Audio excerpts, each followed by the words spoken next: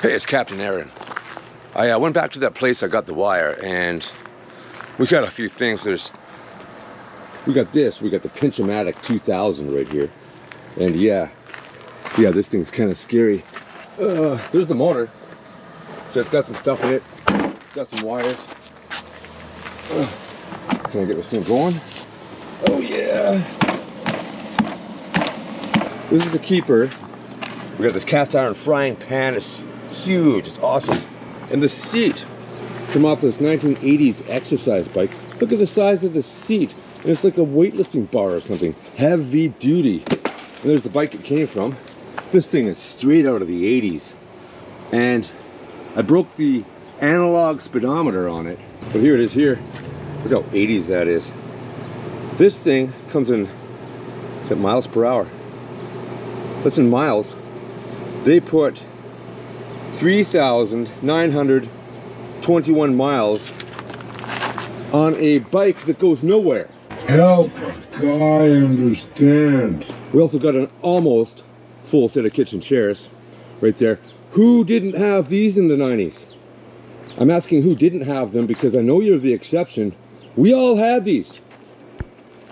Or at least you know someone who had these, and before those, they had these. Do you remember these? Here, we'll put this here. And this thing's interesting. Back in 08, I traded 2 tattoos for this.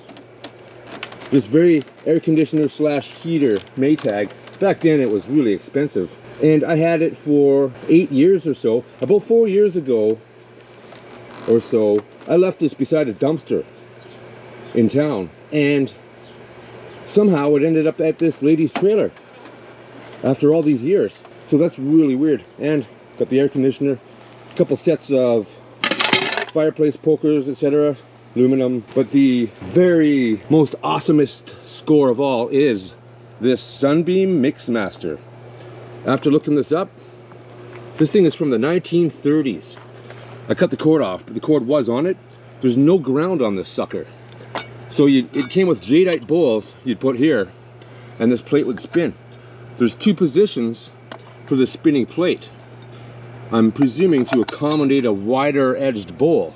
And then you put your beaters in. Here's one beater. Gotta go look for the other one. And boom. So it does work. It has off, 1, 2, and 3. Nothing works except for maximum. So I'm gonna have to get in there, probably clean the contacts on that points or whatever. Pretty cool stuff. I know I promised you guys to take you along to come and get some of this stuff, but I decided not to this time because where I got that wire and where I got this stuff, the lady unfortunately has passed away a couple of days ago now, and it just didn't, you know, feel right bringing the camera in there and throwing her kitchen chairs out into the back and dragging that old treadmill off, etc. So I didn't want to do that, so I do apologize, but thanks for coming along. And I mean, this is a good time for a pause to reflect. Much like, okay, she had a dog, and this guy I know, a buddy of mine, he took the dog, he adopted the dog, but there's 2 cats, and it's going to take a while for them to realize they have no owner. But if we think about our lives, it's exactly the same. We don't know when we're going to go. We don't know if it's next hour, next week, next month, and we don't know how. I should know. I've been to the edge of that on multiple occasions. I am a cancer heart attack survivor. I've had 3 heart attacks. I shouldn't be doing this scrap metal stuff, but I'm doing it. I'm doing it because we only have one life and we don't know when we're gonna go. So I would challenge you to take a moment to reflect on your life and understand how much time has actually gone by and what are the odds that you're gonna live till tomorrow. I mean, they're pretty good, but someone out there right now is dying right now. And when it's our turn, are we prepared? Are you prepared? I know this goes off into a God rant, but think about it. It could have been you. The guy who took the dogs, he says he talked to her about half an hour before. Asked her how she's doing. Oh, fine, everything's fine. And then boom, she's gone. She didn't expect that. No one else expected that. And you're not gonna expect it when it happens to you. Nor am I. So I better be ready. I better be prepared because there's treasures on earth and there's treasures in heaven. And I don't know about you, but I'm going there after all this, and it doesn't matter about all the worldly junk that we got in our backyard.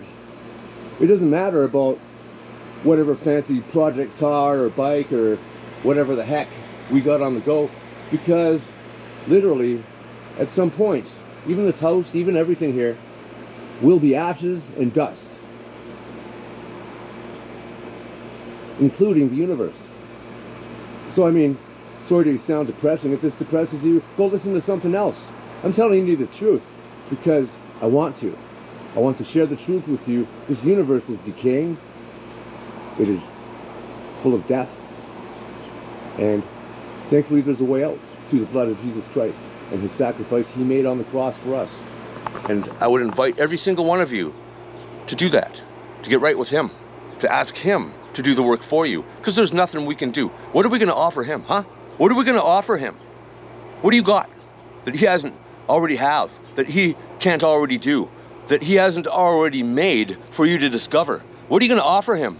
Like Cain with his vegetables and stuff that God made, bringing that as an offering to God? Hey, I know I'm a bad person. Here, take this. God's like, nah, bro. Is it like that? So take the example of everyone in your life who has passed away early, every one of your friends that you'll never see anymore, and understand that being prepared is the only way. Anyways, thanks for listening. And we'll see you on the next hunt. Next video is a hunting video. We're gonna do it. Let's get it.